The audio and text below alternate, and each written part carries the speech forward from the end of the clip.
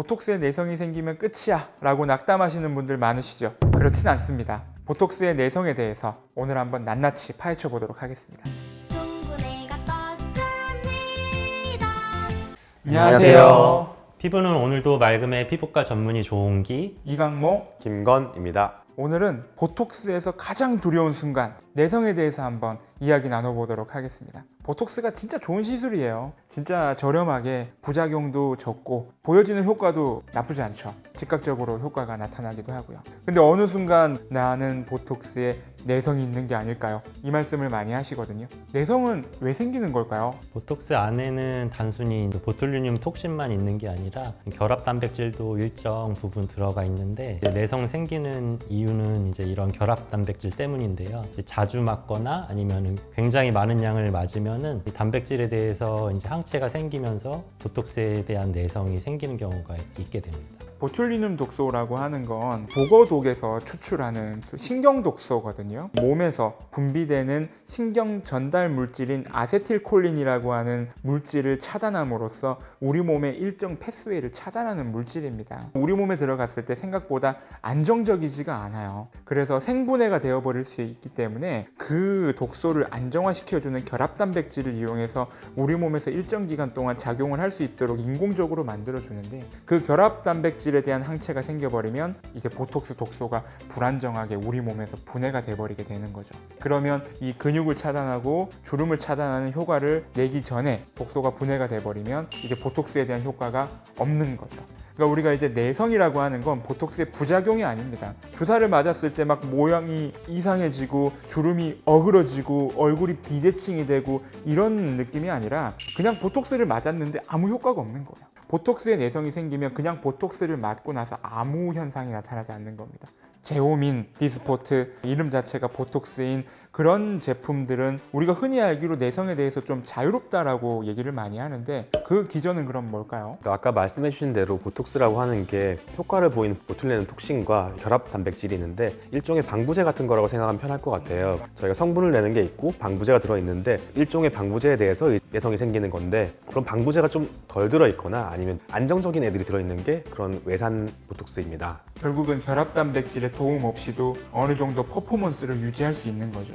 결합 단백질에 대한 항체가 좀 있더라도, 그리고 결합 단백질 자체가 몸에 노출되지 않으니 내성이 생길 확률이 현저하게 떨어진다는 거예요. 근데 우리가 이제 내성에 대한 부분을 떠나서 결국 국산 보톡스와 수입산 보톡스에 대한 논의는 아주 활발한데요. 환자분들도 여러 가지 궁금한 게 많으실 텐데, 가장 중요한 거 내성에 대한 부분도 있지만 또 두 번째 효과에 대한 부분도 있어요. 사실 내성에 대해서 자유로운 것도 있지만 내가 이 정도 비용을 부담할 만큼의 효과의 차이가 있는가, 그리고 국산 보톡스는 또 좀 어느 정도 저렴한 만큼 약간 싸구려인가, 이런 부분에 대한 궁금증도 있을 텐데, 홍기 원장님 실제로 주사해 보셨을 때 이런 제오민이나 디스포트 같은 수입산 보톡스와 국산 보톡스의 차이가 좀 있나요? 효과를 낼 수 있는 양만큼을 다 똑같이 주사하기 때문에 효과적인 측면에서는 차이가 크게 없다고 생각해요. 다만 뭐 제품의 퀄리티는 좀 차이는 있을 수 있고 내성이 생기는 정도의 차이는 있을 수 있다고 생각하고 있습니다. 저도 동의합니다.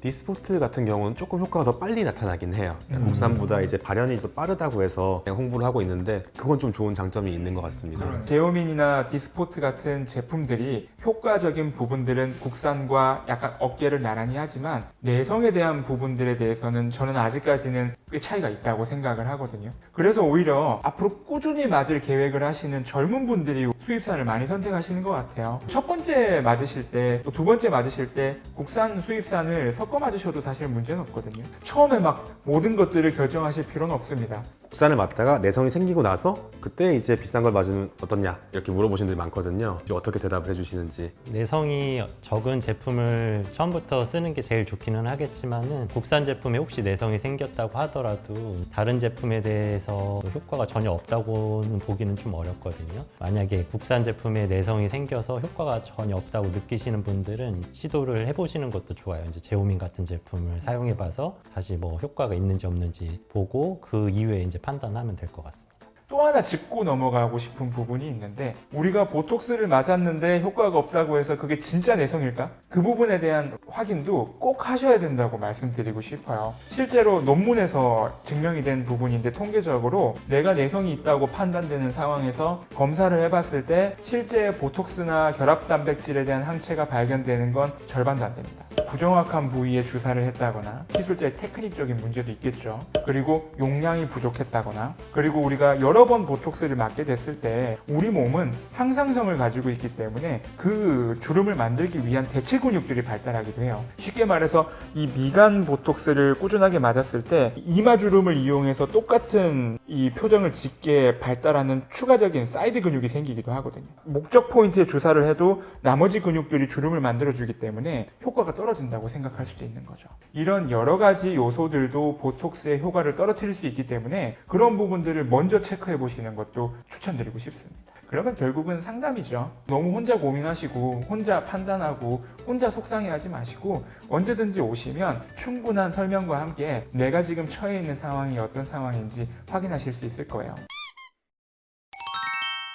그러면 우리가 보톡스를 맞을 때 내성의 확률을 줄일 수 있는 방법에는 어떤 게 있을까요? 너무 과용량을 한 번에 맞지 않는 게 좋습니다.